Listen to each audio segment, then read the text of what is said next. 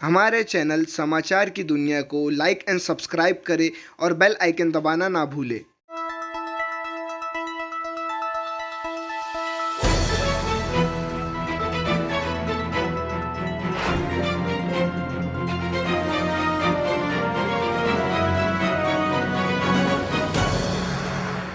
कल औरंगाबाद शहर में मनोज जरांगे पाटिल की महासभा रैली है, उसको आप कैसा देखते हैं और क्या कहेंगे उस रैली को?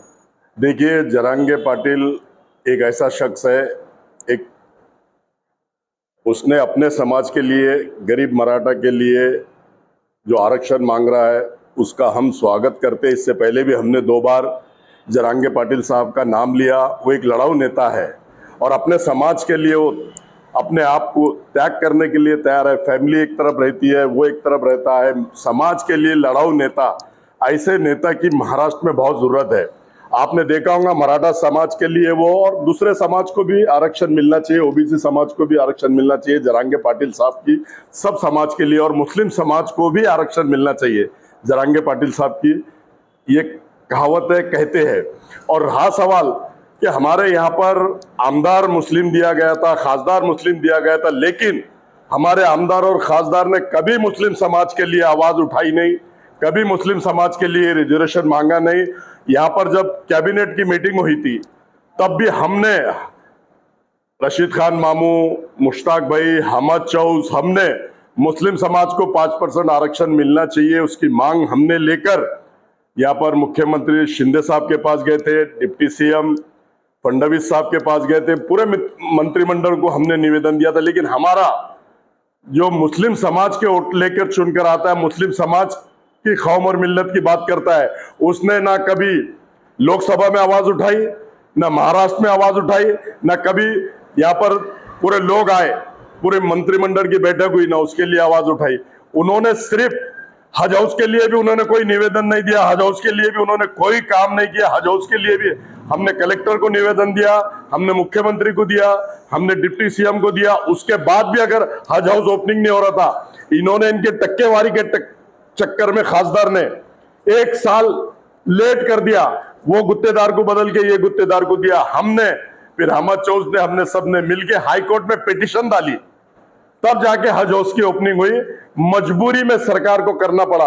हमारी मुस्लिम क़यादत की बात करते हैं, मुसलमानों की बात करते हैं, कौम और मिल्लत की बात करते हैं, लेकिन ये तो नाकारा है। इन्होंने कभी कौम और मिल्लत की बात ही नहीं की, कौम और मिल्लत का कभी काम ही नहीं किया। और मुस्लिम आरक्षण के लिए जावेद कुरैशी यहां से बॉम्बे तक पैदल जा रहे थे, वहां को आके झांका भी नहीं, उसने देखा भी नहीं, ना उनका कोई पदाधिकारी आया, ना कोई आया, ना किसी ने हिम्मत अफजाई करने के लिए भी नहीं आई। तो ये मुस्लिम की बात करते और मुस्लिम के फेवर में कोई काम ही नहीं करते, मुस्लिम को फायदा पहुंचे ऐसा कोई काम नहीं करते। आपने देखा होगा 10 साल में ये आमदार था, खासदार था, इसने कभी मुस्लिम समाज के लिए कोई फैसिलिटी करके नहीं दिया, कोई बड़े कॉलेज नहीं डाला, बड़े स्कूल नहीं डाला, बड़े हॉस्पिटल नहीं डाला। एक स्कूल का ओपनिंग करके चले गए, 3 साल हो गए। अकबर साहब की दिशा भूल कर दिए, वो भी जगह लफड़े की निकली, कोई शिया भाई की जगह आए हो तो वो भी डिस्प्यूट होकर पड़ा। तो इन लोगों के काम लोगों को भड़काना, लोगों को झूठ बोलना, झूठा और मक्कार है ये खासदार गिरा हुआ। इसने देखा होगा आपने, मैंने पुलिस स्टेशन में गुना दाखिल करवाया। 1 दिन पहले बाड़ा साहब का झूठा लेटर हेड पार्टी का निकाल के और अफसर खान और उसका फोटो लगा के कौम और मिल्लत को अफसर खान ने पार्टिंबा दे दिया और झूठा लेटर हेड बाड़ा साहब का बनाकर दोनों ने पार्टिंबा दे दिया। तो ऐसे झूठे और मक्कार लोग हैं ये। नहीं तो कार्यकर्ता भी अपने पद से राजीनामा दे रहे हैं। देखो, कार्यकर्ता पद से राजीनामा इसलिए दे रहे हैं कि इन्होंने जो इलेक्शन लड़ा खासदार का, तुम्हारे कसाब खेड़ा, खुलदाबाद, गंगापुर, वैजापुर, कन्नड़, ये सब जगह के लोग आ रहे, इन्होंने उनको पैसे दिया नहीं। पैसे मांगने के लिए खासदार के घर पे ये लोग आ रहे कि हमारे पैसे दिए नहीं, हमारे पैसे बाकी है। ये 3:30 बजे तक इनकी पूरी मीटिंग हुई। मीटिंग होने के बाद में इनका फोन पे बात हुआ, वहां पे तमाम लोग इनके मौजूद थे। ये मिली भगत से राजीनामा है। इन्होंने ग्रामीण के लोगों को पैसे दिया नहीं, ग्रामीण के लोगों को इन्होंने चलाया, ग्रामीण के लोगों को खासदार ने पैसे दिया नहीं, इसलिए उन्होंने जो मेहनत की, उन्होंने जो यादियां, जो बूथों पे बैठे उसके भी पैसे दिया नहीं। इसलिए खासदार के घर पे लोग कसाब खेड़े से आ रहे, खुलदाबाद से आ रहे, गंगापुर से आ रहे, वैजापुर से आ रहे, कन्नड़ से आ रहे। इसलिए ड्रामेबाजी है ये। उनका कहना है कि आने वाले विधानसभा में तीनों जगह से सीट हमारी निकली। अरे देख लिया आपने, वो तो 200% 500% खासदार चुन के आ रहा। अरे मैंने बोला कितनी भी दुआ भी करे, तू 2 बार दुआओं से आया, इस बार अल्लाह ही नहीं चाहता तेरे को लाना, तो अल्लाह ही नहीं चाहता तो दुआ कबूल होती का अल्लाह ताला के पास? अल्लाह ही इसको गिराना चाहता था, माँ बहनों की बदुआ थी, ये गिर गया। और इसने खुद मैंने बताया इससे पहले कि इन्हें खुद बोला अगर मेरी नियत में खोट है तो मैं कभी चुन के नहीं आऊंगा, और मेरी अगर नियत में खोट नहीं है तो अल्लाह ताला रास्ते बनाते चले जाएंगे। इसका ही बोला हुआ। अब अगर ये कोई भी इलेक्शन लड़ता है तो अल्लाह ताला ही इसको चुना कर नहीं देगा, क्योंकि ये खुद बोल रहा है, इसलिए नहीं चुनकर आएंगे। मैं ऐसा समझता हूं कोई भी इलेक्शन वो लड़े। तीनों मतदार संघ से सीट नहीं निकली। अरे काय की आएंगे इनकी सीट? इनका कार्य क्या है, इनका काम क्या है, ये लोगों के लिए काम क्या करते हैं? सिर्फ बातें, बातों की दुकान कब तक चलती, झूठ बोलना कब तक चलता, मक्कारी कब तक चलती, धोखे देना कब तक चलते? ये धोखेबाज है। लोगों के समझ में आ गई पूरी पिक्चर। आपने देखा होगा सिर्फ औरंगाबाद छोड़ के एमआईएम ने पूना में लड़ी 800 वोट, बंबई में लड़ी 1300 वोट, दूसरी जगह बंबई में लड़ी 2000 वोट, तीसरी जगह बंबई में लड़ी 1400 वोट, बिहार में लड़ी खाली एक उनका जो आमदार है उसने वोट लिया, बाकी सब 2000 1000 3000 के अंदर है। इनकी हैसियत औकात अल्लाह ताला भी बता रहा, हमारा मुस्लिम समाज भी बता रहा, और इनकी झूठी और मक्कारी कब तक चलेंगी? मैं समझता हूं लोगों के समझ में आ गया ये बीजेपी की बी टीम है, और ये बीजेपी के लिए काम करती है, ब्यागा भर भर के लाती है, अपना घर भरती है, अपना विकास करती है। और आपने देखा होगा कि औरंगाबाद शहर के अंदर इन्होंने वक्त की कितनी प्रॉपर्टी लिया भाई के नाम पे, ढोरकिन में लिया, पीसा देवी पे लिया, अनेक प्रॉपर्टियां इन्होंने भाई के नाम पे लिया, बच्चों के नाम पे लिया, मिसेस के नाम पे लिया, भाभी के नाम पे लिया, बेटों के नाम पे लिया, भतीजों के नाम पे लिया। और एक जो बाउंसर था उनका 1000 रुपए रोज वाला, उसने भी करोड़ों की प्रॉपर्टी कर लिया। इसको 20-25 लाख रुपए भाड़ा आता गिरे हुए खासदार को, और 25-30 उसका जो 1000 रुपए वाला बाउंसर था उसको 25-30 किराया आता। इन्होंने अनेक प्रॉपर्टियां बना ली, गवर्नमेंट को धोखा दिया, पूरा लूट मार इन्होंने गवर्नमेंट से किया, गवर्नमेंट को धोखा देके एक रोड के लिए 3-3 फंड लाया, और 50-60% में काम किया, और पूरा माल घर में रखा। इन्होंने अनेक धोखे दिया, वक्फ बोर्ड को धोखे दिया, लोगों को धोखे दिया।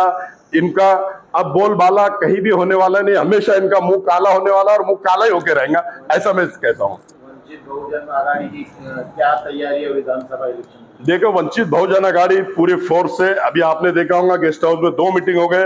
हमारे अरुंधति ताई सिरसाट, उन्होंने एक मीटिंग लिया, हमारे बाला साहब प्रकाश अंबेडकर साहब ने एक मीटिंग लिया, अभी बॉम्बे में मीटिंग ले रहे, पूना में मीटिंग ले रहे, नगर में मीटिंग ले रहे। पूरे महाराष्ट्र में फुल ताकत और फोर्स के साथ वंचित बहुजन आघाड़ी, हमारे बाला साहब पूरी महाराष्ट्र में मेहनत कर रहे हैं, और ज्यादा से ज्यादा सीटें लड़ाकर चुन के लाने की हमारी ये राजनीति है, हमारी ये भूमिका है।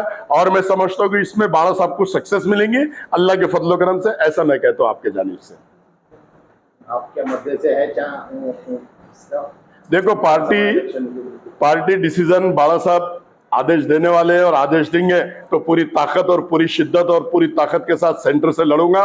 और अल्लाह के फजलो करम से, अल्लाह ने अगर चाहा, अल्लाह के रहमो करम से, और मेरी माँ बहना, मेरे नौजवान साथी, मेरे बुजुर्गों के दोस्तों से, अल्लाह के फजलो करम से इस बार 101 तक के सेंटर से सीट वंचित बहुजन आघाड़ी बाला साहब की सीट चुन के आएगी, ऐसा मैं आपके माध्यम से कहना चाहता हूं। और वंचित बहुजन आघाड़ी का मध्य से खाता खुलेगा, ऐसा मैं कहता हूं। खासदार ने कहा कि आपको नगर सेवक तक नहीं बनना। अरे मैंने तो उसको चैलेंज कर दिया ना, तेरी हैसियत का एमआईएम में सबसे मजबूत तू ही है, तू आके लड़ ले मेरे वहां के बाद से। मैं तो नगर सेवक लड़ रहा नहीं, मेरा बच्चा लड़ रहा अशरफ खान, वो उसकी हैसियत औकात बता देगा। अरे एमआईएम को अगर बाजू रख दिए तो इनकी हैसियत औकात है क्या? वो अब्दुल अजीम ने बोला ना, आपने सुने होंगे ना, गुफ्तगू करा उनके नेता से, बोले मैंने 70,000 वोट लिया, तो बोले असद अवैसी के नाम पे लिया, तेरा क्या है? मैंने तो भी 5,000 वोट लिया, तू लड़के बता, 5,000 वोट लेके बता अपक्ष। ये गिरा हुआ खासदार ने भी अपक्ष लड़ना, 2,000 वोट लेके बताना, मैं गुलामी लिख दूंगा, 2,000 भी वोट नहीं ले सकता। इनकी हैसियत औकात ही नहीं है। ये असद अवैसी एमआईएम के नाम पे मुसलमानों को गुमराह करके, कौम और मिल्लत की बात करके, कौम और मिल्लत के नौजवानों को जज्बात में लाके ये वोट लेते हैं। ये झूठे मक्कार है, लोगों के समझ में आ गया। लोगों ने पूरे महाराष्ट्र में और पूरे बिहार में और पूरे यूपी में इनकी हैसियत औकात बता दिया। 800, 1300, 1200 2000 2500 ऐसे वोट इनको मिले हैं। माजी खासदार अगर जो एरिया से लड़ते तो क्या आप वहां से लड़ेंगे? मैं सेंटर से लड़ रहा हूं, वो कहां से लड़ेगा? क्या उनकी पार्टी का? अगर मेरी पार्टी, मेरे बाला साहब ने मुझे आदेश दिए और मेरे बाला साहब अगर चाहते हैं तो मैं सेंटर मतदार संघ से लड़ूंगा और पूरी ताकत और शिद्दत के साथ लड़ूंगा। वो गिरा हुआ खासदार कहां से लड़ रहा और क्या कर रहा मुझे कुछ मालूम नहीं है, और वो गिरता ही रहेगा। वो खुद बोल रहा ना, वो खुद बोल रहा कि अल्लाह ने, अगर मेरी नीयत साफ है तो अल्लाह मुझे चुन कर देगा, ये मुझे रास्ते बनेगा। उसकी नीयत में खोट थी इसलिए खासदार भी गिर गया और हमें कभी चुन के नहीं आएगा। वो खुद बोल रहा, उसकी बाइट है, मैं नहीं बोल रहा, वो खुद अपने मुंह से बोल रहा। और अल्लाह के फजल के जो हमेशा गिरते रहेगा उसका बांध काम यहाँ पक्का है।